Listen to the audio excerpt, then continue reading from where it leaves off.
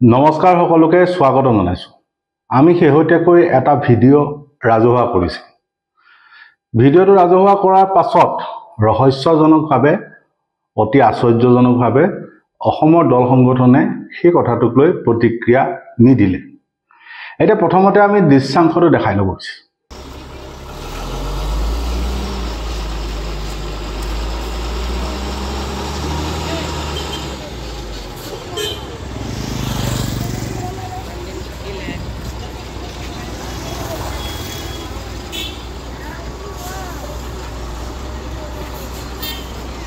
এতিয়া আপোনালোকে দৃশ্যাংশত থকা এই বিশেষ বস্তুটো এই বিশেষ সামগ্ৰীবিধ NSPC-লে লৈ যোৱা হৈছে, অৰ্থাৎ নামনি সোৱণশিৰি জলবিদ্যুৎ প্ৰকল্পলৈ এই বিশেষ সামগ্ৰীবিধ লৈ যোৱা হৈছে। সুদীৰ্ঘ এটা দশকৰ পাছত নিৰ্বাচনৰ সময়ত সুযোগ লৈ এই সামগ্ৰীবিধ লখিমপুৰৰ পৰা লৈ যোৱা হৈছে। এতিয়া আপোনালোকক মনত পেলাই দিছো, আমি কিছু দৃশ্যাংশ প্ৰথমতে দেখুৱাই আছো যে সেই সময়ত এনেকৈ প্ৰতিবাদ হৈছে। যেনেকৈ কৈছে যে বৃহৎ পৰিমাণ বন্ধ হ'বলৈ নিদিওঁ, অসমৰ পানী চিৰকালৰ কাৰণে কোম্পানীৰ হাতত নিদিওঁ, অসমে এক পইচাও ৰাজনীতি নোপোৱা এই গৰিমা নালাগে বুলি আমি যি সংকল্প লৈছো সেই অটুট থাকি সেই সংকল্প গ্ৰহণ কৰি আজিৰ পৰা এখনো ট্ৰাক এইফালেদি যাবলৈ দিয়া নহ'ব বুলি সংকল্প গ্ৰহণ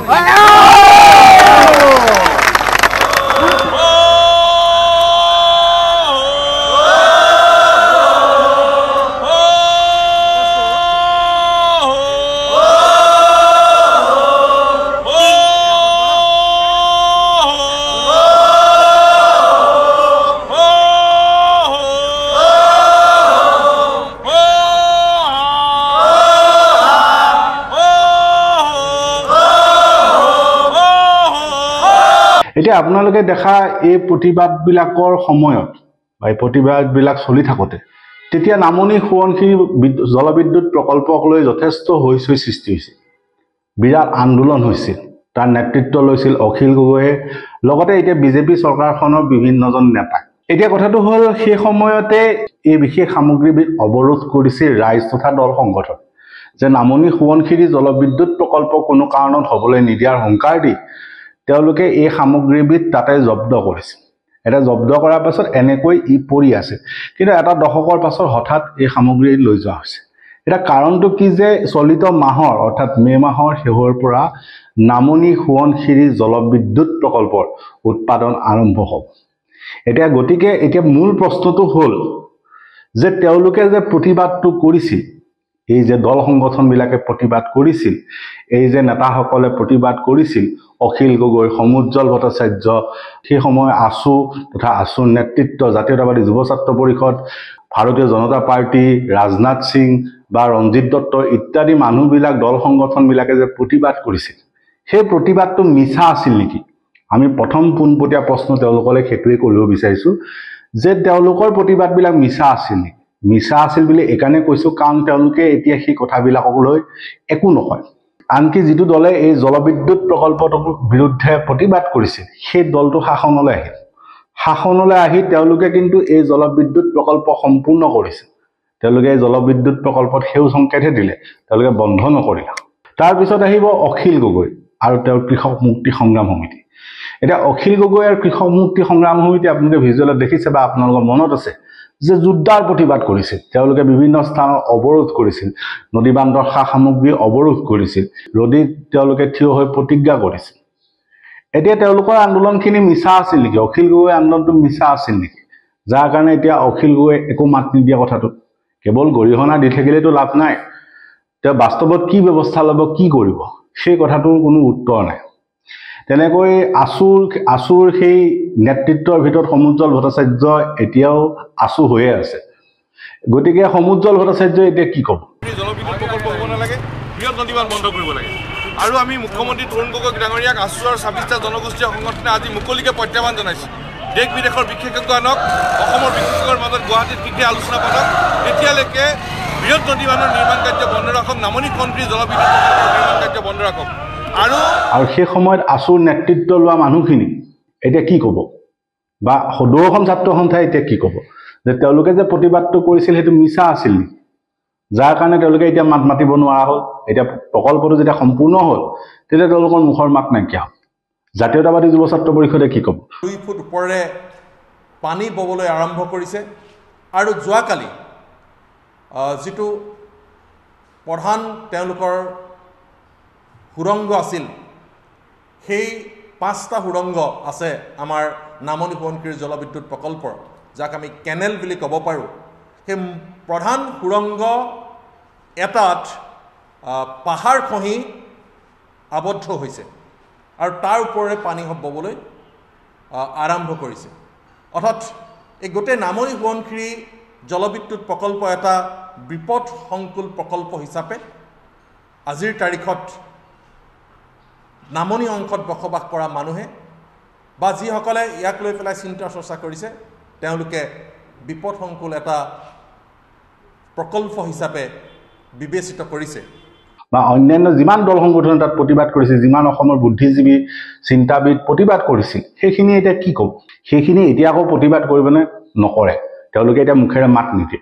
সেইকাৰণে আমি সুধিছোঁ যে তেওঁলোকৰ কথাখিনি ভুল আছিল, প্ৰথম কথা। দ্বিতীয় কথাটো হ'ল যে এই যিটো প্ৰকল্প, এই প্ৰকল্পটো এতিয়া অসমীয়া নেতৃত্বই আৰু লখিমপুৰৰ মানুহক এৰি দিছে। লখিমপুৰৰ মানুহ, মাজুলীৰ মানুহ উটি ভাঙি গ'লেও তেওঁলোকৰ আহে নাযায়। কিন্তু কথাটো হ'ল এই প্ৰকল্পটো যে এটা জলবোমা, সেইটো বুজি পোৱাত চাগে কাৰো অসুবিধা নাই। কাৰণ এটা সাধাৰণ সৰু জলবিদ্যুৎ প্ৰকল্প, ৰঙানদী প্ৰকল্প, 450 মেগাৱাটৰ এটা প্ৰকল্প। সেই 450 মেগাৱাটৰ ৰঙানদী প্ৰকল্পটো যেতিয়া পানী এৰি দিয়া হয়, বাৰিষাৰ সময়ত যেতিয়া ৰঙানদী প্ৰকল্পই পানী এৰি দিয়ে, তেতিয়া লখিমপুৰত তাণ্ডৱ সৃষ্টি কৰে, যাৰ বাবে অসমত এটা ধাৰণাই আছে লখিমপুৰ ধেমাজি মানেই বানপানী। অসমৰ মানুহৰ মাজত সেইটো ধাৰণাই আছে যে লখিমপুৰ ধেমাজি মানেই বানপানী। কিয় কয়? কাৰণ ৰঙানদী প্ৰকল্পটোৰ পানীয়ে লখিমপুৰত তাণ্ডৱ সৃষ্টি কৰে। এতিয়া যদি 450 মেগাৱাটৰ বিদ্যুৎ প্ৰকল্পটোৱে সেইখিনি তাণ্ডৱ সৃষ্টি কৰিব পাৰে, তেতিয়া 2000 মেগাৱাট বিদ্যুৎ প্ৰকল্পটোৱে কিমান তাণ্ডৱ সৃষ্টি কৰিব, সেইটো ভাবিব নোৱাৰা কথা। কিন্তু এতিয়া কাৰো মুখত মাত নাই। এতিয়া সেই ক্ষেত্ৰত এটা বিশেষ কথা আছে যে ৰাষ্ট্ৰীয় সেউজ প্ৰাধিকৰণ, যাক নেশ্যনেল গ্ৰীণ ট্ৰিবিউনেল বুলি কোৱা, নেশ্যনেল গ্ৰীণ ট্ৰিবিউনেলে 2017 চনত এটা ৰায়দান দিছিল। এতিয়া সেই ৰায়দানৰ ভিত্তিত 2019 চনত এখন এক্সপাৰ্ট কমিটি হৈছিল বা এখন বিশেষজ্ঞ কমিটি হৈছিল, যিখনে এটা প্ৰতিবেদন চৰকাৰৰ সন্মুখত দাঙি ধৰিছিল। নামনি সোৱণশিৰি জলবিদ্যুৎ প্ৰকল্প সন্দৰ্ভত তেওঁলোকে কেইবাটাও পৰামৰ্শ দিছিল। এতিয়া মন কৰিব যে 2025 চনৰ এই মে' মাহত এতিয়া জলবিদ্যুৎ প্ৰকল্পটো আৰম্ভ কৰিবলৈ বিচৰা হৈছে, কিন্তু সেই 2019 চনৰ যি এক্সপাৰ্ট কমিটি বা বিশেষজ্ঞ কমিটিৰ যি প্ৰতিবেদন আছিল, সেই প্ৰতিবেদনৰ এটা কামো তেওঁলোকে নকৰিলে। NSPCৰ বিষয়াই নিজে জনাইছে যে কামখিনি কৰিব পাৰিহে, হোৱা নাই। এতিয়া কি কৈছিলে সেইখিনি গুৰুত্বপূৰ্ণ, যে তাত কেইবাটাও কথা আছে, তাত কেইবাটাও ৱাৰ্ণিং আছে বা সাৱধানবাণী আছে। প্ৰথম হ'ল যে 2019 চনৰ যিখন কমিটি হৈছিল, সেই কমিটিখন গঠন কৰিছিলে কেন্দ্ৰীয় বন, পৰিৱেশ আৰু জলবায়ু পৰিৱৰ্তন মন্ত্ৰালয়, ৰাষ্ট্ৰীয় সেউজ প্ৰাধিকৰণৰ নিৰ্দেশৰ ভিত্তিত। এটা কথা হ'ল সেইখনে যিটো প্ৰতিবেদন দিছিলে, সেই প্ৰতিবেদনটো সেই সময়ত মানি লৈছিল অসমৰ সৰ্বানন্দ সোণোৱালৰ বিজেপি চৰকাৰে আৰু লগতে অৰুণাচল প্ৰদেশৰ চৰকাৰে। অৰ্থাৎ অসম চৰকাৰ, অৰুণাচল প্ৰদেশ চৰকাৰ দুয়োখনে এই কমিটিৰ যিখিনি প্ৰতিবেদন আছিল, যিখিনি পৰামৰ্শ আছিল, সেইখিনি মানি লৈছিল, এইখিনি হ'ব বুলি কৈছিল। লগতে NSPCও এইখিনি মানি লৈছিল। NSPC মানে যিটোৱে প্ৰকল্প বনাই আছে, সেই NSPC কৰ্তৃপক্ষও সেই কমিটিৰ প্ৰতিবেদন মানি লৈছিল, তেওঁলোকে পৰামৰ্শখিনি ৰূপায়ণ কৰিম বুলি কৈছিল। কিন্তু তাৰপিছত 6 বছৰ অতিক্ৰম কৰি যোৱাৰ পিছত আজি 2025 চনতো সেই কমিটিৰ প্ৰতিবেদনৰ এটা পৰামৰ্শ কিন্তু কাৰ্যকৰী কৰা নহ'ল। এতিয়া তেওঁলোকে কি কৈছিল বুলি ক'লে, তেওঁলোকে প্ৰথমতে কৈছিল যে এখন Subansiri independent integrated reservoir management authority বনোৱা কথা কৈছিল। এতিয়া এই গোটেই দীঘল শব্দটোৰ অৰ্থটো হ'ল যে তেওঁলোকে কেৱল নামনি সোৱণশিৰি জলবিদ্যুৎ প্ৰকল্পৰ স্বাৰ্থত, তাৰ ওচৰে পাজৰে বাস কৰা মানুহখিনিৰ স্বাৰ্থত এখন স্বতন্ত্ৰ পৰিচালনা কৰা কমিটি বনোৱা কথা কৈছে, যিটোক নাম দিছিল Subansiri independent integrated reservoir management authority. এতিয়া ৰিজাৰ্ভাৰ মেনেজমেণ্ট অথৰিটি মানে আপোনালোকে নিজে জানে যে একোটা জলবিদ্যুৎ প্ৰকল্পৰ ৰিজাৰ্ভাৰ থাকে বা পানী জমা কৰা একোটা অংশ থাকে। সেই অংশখিনি নিয়ন্ত্ৰণ কৰিবৰ বাবে কেৱল সোৱণশিৰি প্ৰকল্প স্বাৰ্থত এটা স্বতন্ত্ৰ সংস্থা গঠন কৰাৰ কথা কৈছিল, যিটোৱে এই ৰিজাৰ্ভাৰসমূহ পৰিচালনা কৰিব বুলি কৈছিল। কিন্তু বাস্তৱত এই সিদ্ধান্ত গালু বালু খোলাকুটি তাল হ'ল, কাৰণ এই অথৰিটি বা এই সংস্থা গঠন নহ'ল।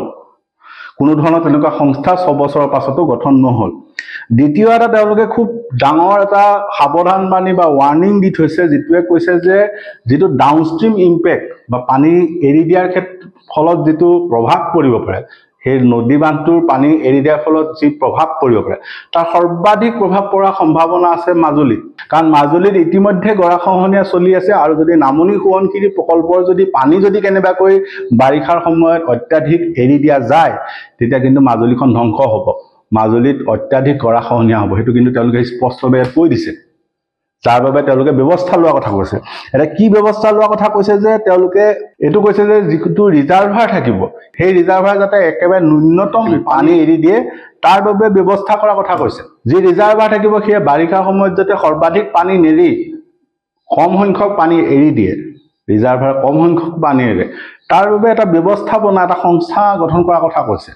সেইটো ইতিমধ্যে তেওঁলোকে ৰিকমেণ্ড কৰিছে, অৰ্থাৎ তেওঁলোকে সেইটো পৰামৰ্শ দিছিল যে যাতে সেই নামনি সোৱণশিৰি প্ৰকল্প আৰম্ভ হোৱাৰ পাছত যাতে পেনিক হ'লে বা বৰষুণৰ ফলত অত্যাধিক পানী জমা হ'লেও যাতে গোটেইখিনি পানী হঠাৎ এৰি নিদিয়ে, যিটো এৰি দিয়াৰ বাবে ৰঙা নদীয়ে তাণ্ডৱ সৃষ্টি কৰে, তেনেদৰে যাতে সোৱণশিৰিয়ে তাণ্ডৱ সৃষ্টি কৰিব নোৱাৰে, তাৰ বাবে কম পৰিমাণৰ পানী এৰি দিয়া কথাটো কৈছে। আৰু যদি অত্যাধিক পানী এৰি দিয়া যায়, তেতিয়া কিন্তু মাজুলীলৈ বিপদ নামি আহিব বুলি কিন্তু স্পষ্টভাৱে কৈছে। সেইটো কথা ঠিক। দ্বিতীয় কথাটো খুব গুৰুত্বপূৰ্ণ, যিটো কথা আমি বাৰে বাৰে কৈ আহিছোঁ, যে অসম হওক বা এই গোটেই অঞ্চলটো হওক এটা ভূমিকম্প প্ৰৱণ এলেকা, যিটোত আমি শেহতীয়াকৈ কৈছিলোঁ যে কপিলী ফল জোন বুলি যিটো কোৱা হয়, কপিলী ফল জোন বুলি যিটো মধ্য অসমৰ অঞ্চল কোৱা হয়, তাত বহুত ডাঙৰ ভূমিকম্প অহাৰ সম্ভাৱনা আছে। সেইটো ইতিমধ্যে বিশেষজ্ঞসকলে তাক লৈ সাৱধানবাণী দিছে, কাৰণ শেহতীয়াকৈ ম্যানমাৰত হওক বা এই গোটেই অঞ্চলটোত হওক কেইবাটাও ভূমিকম্প হৈছে, অসমতো হৈছে। গতিকে সেই ক্ষেত্ৰত অসম এখন ভূমিকম্প প্ৰৱণ এলেকা, ইয়াত ডাঙৰ ভূমিকম্প হোৱাৰ সম্ভাৱনা আছে। 2021 ইতিমধ্যে হৈ গৈছে। এতিয়া কথাটো হ'ল, সেই ক্ষেত্ৰত আপোনালোকক ভিজুৱেলত আপোনালোকে নিজে দেখিছে যে কেনেকৈ চতাচতে বা চপৰা চপৰে সেই নদী বান্ধটোৰ নিৰ্মাণ খহি আহে বাৰিষাৰ সময়ত। সেই দৃশ্যাংশ আপোনালোকে দেখিছে, আমি পুনৰ দেখুৱাইছোঁ যে বাৰিষাৰ সময়ত এনেকৈ চপৰা চপৰে এই নদী বান্ধ প্ৰকল্পটো খহি আহিছে। তেনে সময়ত ভূমিকম্প প্ৰৱণ এটা এলেকাত এই যিটো প্ৰকল্প নিৰ্মাণ কৰা হৈছে, এইটোক লৈ আশংকা কিন্তু আছে।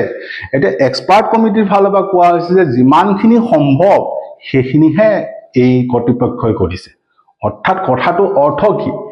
অৰ্থটো এইটো যে এক্সপাৰ্ট কমিটিয়েও এইটো স্বীকাৰ কৰিছে যে যদি ডাঙৰ ভূমিকম্প আহে তেতিয়া তেওঁলোকে একো কৰিব নোৱাৰে বা কৰ্তৃপক্ষই একো কৰিব নোৱাৰে।